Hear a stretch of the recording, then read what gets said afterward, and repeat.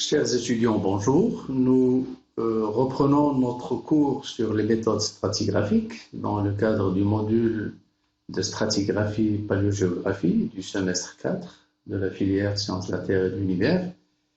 Et nous allons parler aujourd'hui de deux méthodes, la magnétostratigraphie et la chronostratigraphie. Ces deux méthodes, avec celles que vous avez déjà vues, la séance précédente, la géochronologie, ces trois méthodes complémentaires sont indispensables au décryptage, à la lecture de tous les événements qui se sont succédés à travers les temps géologiques. Je rappelle ici que l'âge de la Terre est d'environ 4,5 milliards d'années, une période donc extrêmement longue. Il s'est passé énormément de choses durant tout ce temps-là. Des événements volcaniques majeurs, des événements tectoniques, des orogénèses, des périodes de sédimentation, d'érosion. Et donc, pour mettre de l'ordre dans tous ces événements, il faut bien des repères. Et ces trois méthodes, justement, vont nous aider à mettre en place certains repères géologiques, certaines coupures dans le temps, pour avoir plus d'aisance et de facilité à raconter cette histoire géologique de la Terre extrêmement riche. La magnétostratigraphie est définie comme étant une approche stratigraphique basée sur la reconnaissance de magnétozones, des ensembles sédimentaires diachrones et portant un signal paléomagnétique. En effet, les roches, au moment de leur formation, vont acquérir une certaine aimantation du champ magnétique de l'époque. Ici, vous avez l'exemple de basaltes qui vont arriver au niveau, par exemple, d'une dorsale océanique. On appelle ça des basaltes en coussin ou des pilolavas. Cette lave, pendant son refroidissement, va fossiliser des données du magnétisme régnant de l'époque de sa mise en place. Et pour remonter à ce magnétisme, si on veut relire cette mémoire magnétique dans ce basalte, on fait ce qu'on appelle du paléomagnétisme. Paléo qui veut dire ancien, et donc le magnétisme ancien de la roche. Alors, quelques mots sur le champ magnétique terrestre. La Terre, ici, agit comme un dipôle magnétique, avec un pôle nord et un pôle sud. Cet axe magnétique est différent de l'axe de rotation de la Terre, ici en vert. L'angle entre les deux est de 11,5 degrés.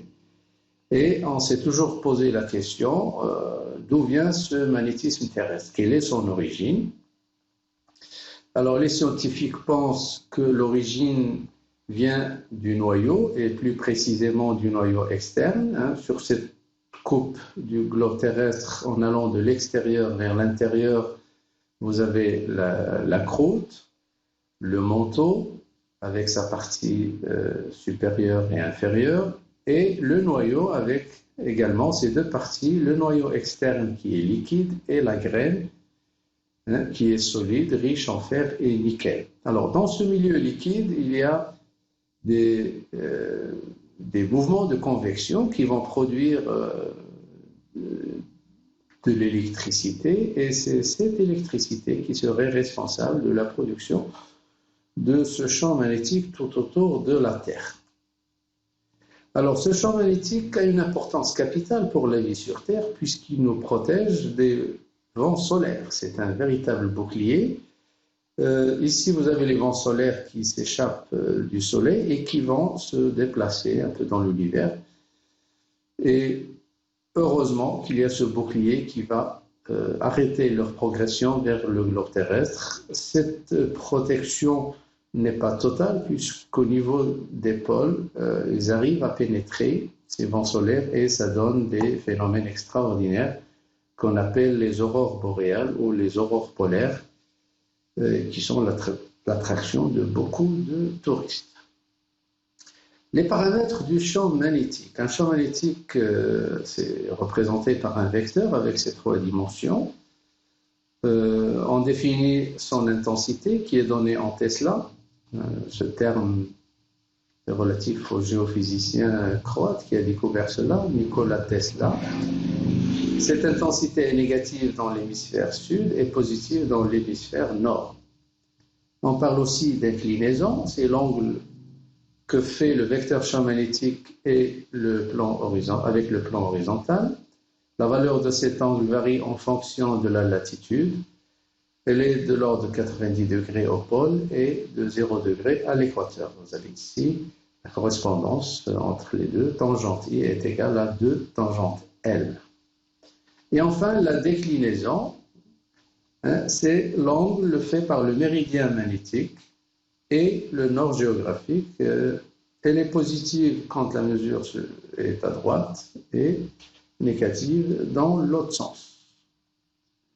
La température de Curie, c'est un élément très important dans le paléomagnétisme. En fait, la température de Curie, c'est la température au-dessus de laquelle un minéral va perdre toute son aimantation, et inversement, en dessous, cette aimantation est conservée. Alors, elle est de 320 degrés pour la pyrrhotite, 585 degrés pour la magnétite et 680 degrés pour l'hématite. Ces deux minéraux sont souvent rencontrés dans les études paléomagnétiques. Les types d'aimantation rémanente naturelle, l'ARN, l'aimantation thermorémanente, la TR, c'est celle qu'on mesure le plus souvent, et qui se produit lors de la mise en place des roches volcaniques ou plutoniques, l'aimantation détritique, ARD, acquise au moment du dépôt des minéraux ferromagnétiques au sein des roches sédimentaires, c'est lorsqu'on fait du paléomagnétisme sur des roches sédimentaires, l'aimantation rémanente cristalline, la RC, qui se produit lors de la recristallisation des génétiques, et enfin l'aimantation rémanente de pression qui concerne les roches métamorphiques, et l'orientation de ces directions magnétiques peut être influencée par ces pressions qui sont exercées par les forces tectoniques dans ces roches métamorphiques. Paléomagnétisme et dérive des continents. Alors, on a mesuré le déplacement du pôle magnétique dans 3 blocs différents, l'Inde, l'Amérique du Nord et l'Europe, sur une période assez longue, du Cambrien jusqu'à l'Éocène. Vous avez ici la courbe en rouge pour l'Europe, Cambrien, Carbonifère, Permien, Trias, Jurassique et Éocène. Et lorsqu'on compare les 3 trajectoires, on constate qu'elles sont complètement différentes, alors qu'on n'a qu'un seul pôle magnétique pour le globe terrestre, qui devrait donc être identique. Ce n'est pas le cas, et la seule explication à cette différence, c'est que ces blocs ont bougé différemment les uns par rapport aux autres. C'est ce qu'on appelle la dérive des continents, ou la tectonique des plaques. Alors, l'expansion océanique et champ magnétique terrestre. Cette animation représente ici une dorsale avec la création de lithosphères océaniques à ce niveau-là, essentiellement des gabbros et des basaltes. C'est une sorte de tapis roulant qui fonctionne en permanence à des vitesses qui varient de quelques centimètres. Par exemple, dans la dorsale médio-atlantique, c'est de l'ordre de 2 à 3 centimètres. C'est beaucoup plus rapide quand on va dans l'océan Pacifique, où on peut atteindre des vitesses même de 18 centimètres par an. Alors, les études géophysiques sur ce plancher océanique ont permis de mesurer l'intensité magnétique le long de ce plancher océanique. Et on a constaté qu'il y a des périodes où l'intensité magnétique est élevée, et suivie par des périodes où cette intensité est plus faible, et ainsi de suite, de façon symétrique par rapport à l'axe de la dorsale. Alors, parallèlement à cela, on a constaté que, avec ces variations de l'intensité magnétique, il y avait un changement dans la polarité du champ magnétique pour les périodes normales et les périodes inverses, et ainsi de suite.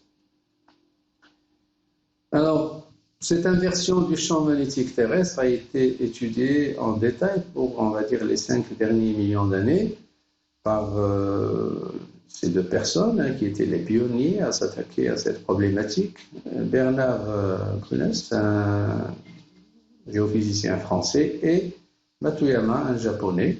Alors, ils ont fait des études sur un forage dans une série de strates de lave volcanique, et ils ont mesuré la direction de l'aimantation, son intensité, et Matuyama avait même complété cette étude par des âges sur ces coulées de lave, et c'est ce qui a donné la première échelle magnétostratigraphique qui concerne cette période, on va dire les 5 derniers millions d'années.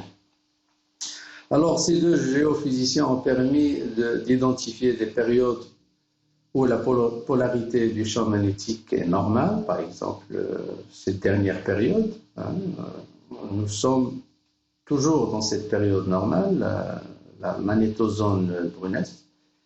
En dessous, il y a une période inverse, période Matuyama, et vous avez ici les âges correspondants aux limites de chaque magnétozone. Allez, avec ces magnétozones et ces âges, nous avons ici la naissance de ce qu'on appelle une échelle magnétostratigraphique. Pour la chronostratigraphie, elle est définie comme étant une étude qui s'intéresse au découpage des successions géologiques en unités chronostratigraphiques de même âge et un tri hiérarchique des unités suivant une classification chronostratigraphique croissante. Alors, il y a des organismes mondiaux qui s'intéressent à la chronostratigraphie, l'Union internationale des sciences géologiques, la Commission internationale de stratigraphie et la Commission de la carte géologique du monde. Ces trois organismes coordonnent et supervisent toutes les avancées dans le domaine de la chronostratigraphie pour valider et uniformiser ces données pour toute la communauté des géologues. Avec ces travaux, on arrive à une échelle chronostratigraphique mondiale de référence qui sera adoptée par tout le monde. Alors, ici, on doit quand même faire la différence entre ce qui est unité chronostratigraphique et unité géochronologique. Pour comprendre cette nuance entre les deux, on peut se servir de ce sablier.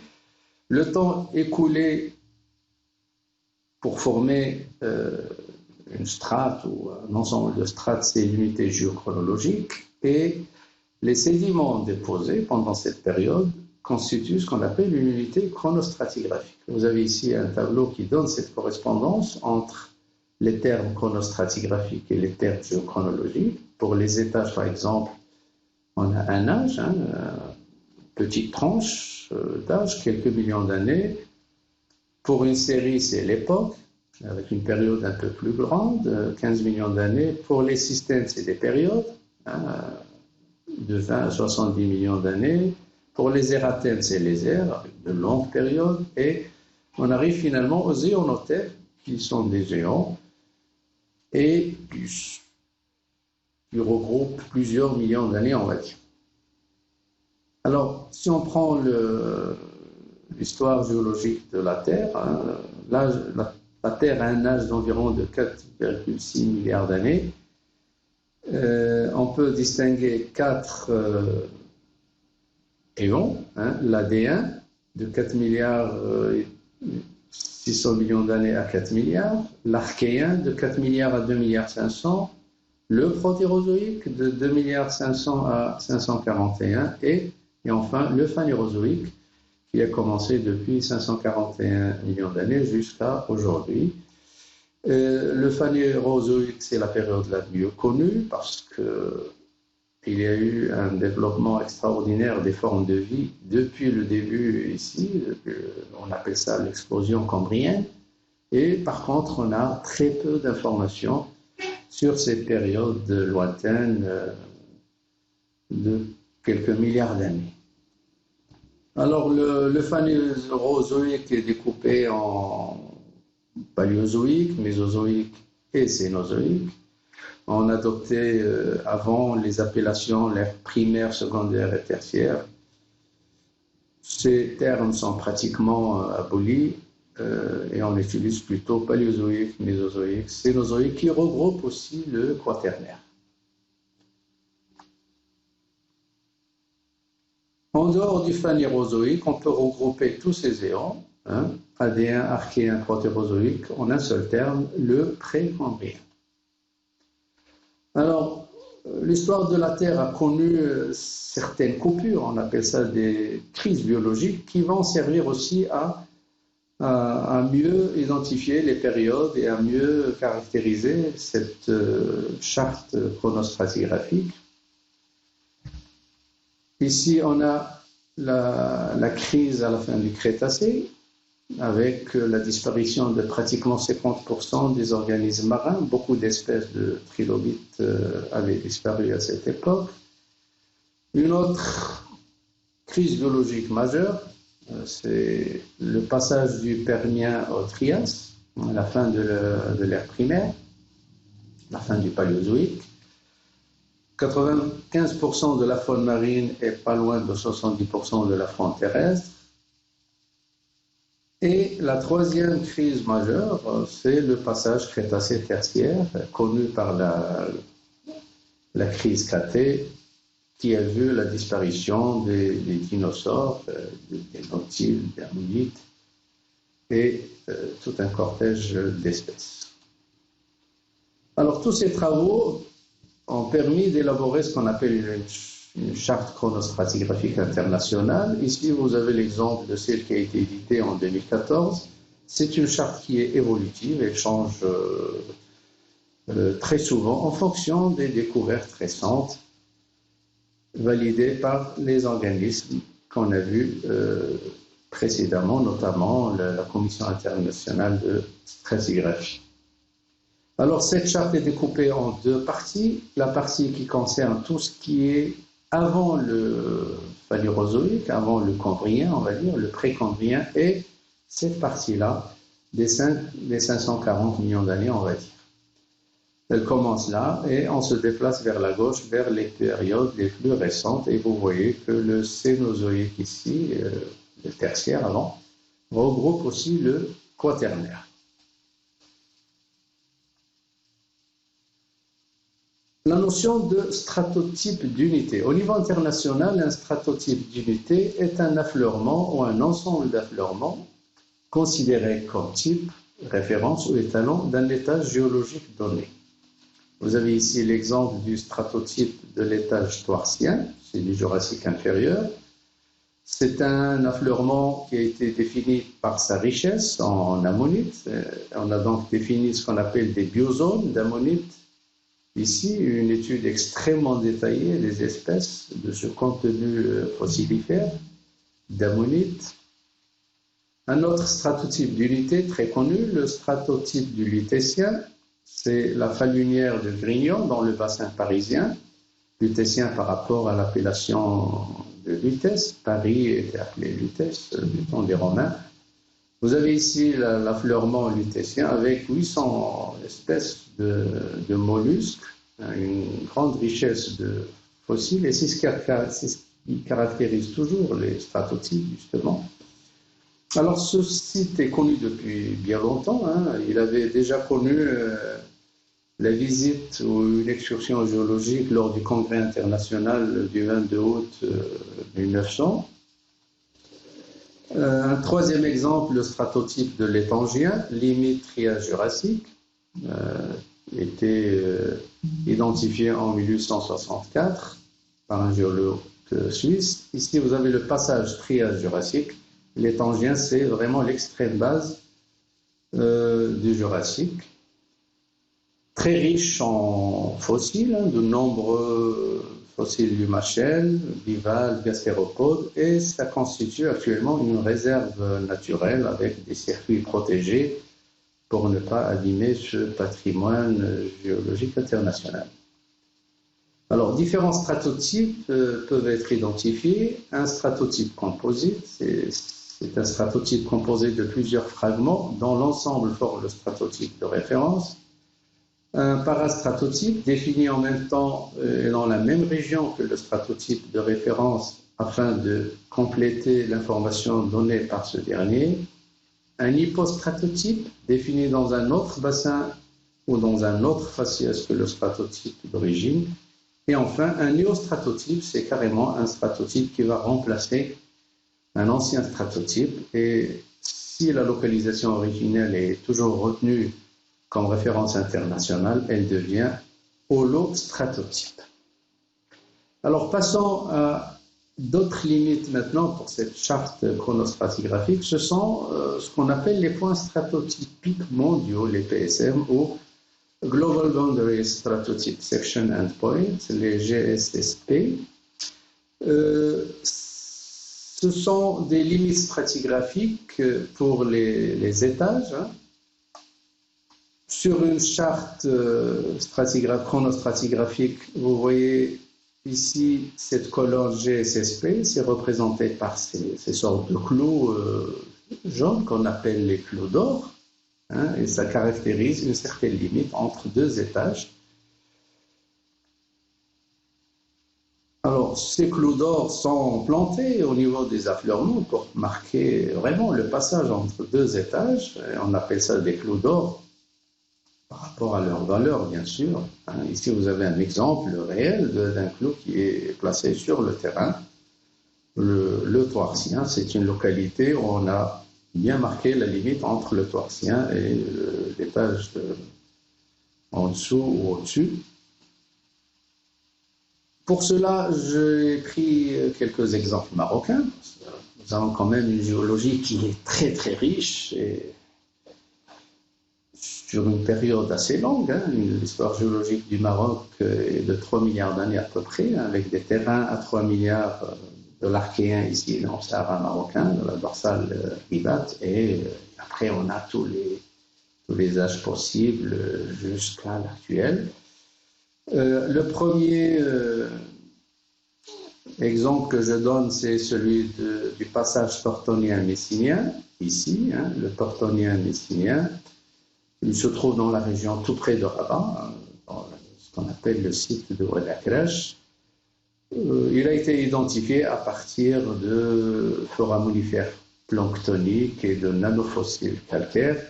Alors, comme vous pouvez le constater, en dessous de cette limite rouge, il n'y avait pratiquement pas d'espèces de planctoniques foraminifères, notamment l'espèce Globorotalia myotumida. Et on constate qu'à partir de cette limite, il y a eu toute une prolifération d'espèces de nanoplancton et de foraminifères. Et donc, cette limite, avec ce foisonnement d'espèces, a permis de placer ici la limite entre le messinien et le tortonien. Voilà l'exemple réel sur le terrain. À cette limite, si on la prolonge sur la photo de l'affleurement, elle se place ici. Et vous avez ici le tortonien recouvert directement par le messinien avec une limite. Alors, le deuxième exemple de point stratigraphique mondial, au GSSP, sera décrit dans l'anti-atlas oriental. Cette partie de l'anti-atlas avec ces deux bassins, le bassin du Tafilalt et le bassin du Maïdel, renferme des séries paléozoïques qui affleurent sur de grandes étendues, des séries généralement complètes, depuis le Cambrien jusqu'au Carbonifère pratiquement. Ces séries sont peu déformées. On voit ici cet empilement légèrement basculé, avec quelques degrés. Et le tout est recouvert par ce qu'on appelle la hamada du Gir, subhorizontale, avec essentiellement du Crétacé et Néogène. Alors, cette partie de l'anti-atlas, le bassin du Tafilat et Maïda, attire beaucoup de géologues qui s'intéressent à la géologie du Paléozoïque. D'abord par la richesse des affleurements, tout est découvert pratiquement, et par la richesse des fossiles. Les paléontologues sont aussi fervents de cette région. Cette richesse en fossiles du Paléozoïque, vous en avez ici des exemples, des crinoïdes, des goniatites, des récifs coralliens, ici des exemples du Dévonien surtout, et les fameux trilobites avec une multitude d'espèces et qu'on a retrouvées un peu partout dans les musées de zoologie à travers le monde. Alors, le stratotype de limite GSSP a été décrit dans le Jebel Mchidran, c'est à une vingtaine de kilomètres au sud d'Erfoud. Ce GSSP caractérise la limite eiffelien-givessien.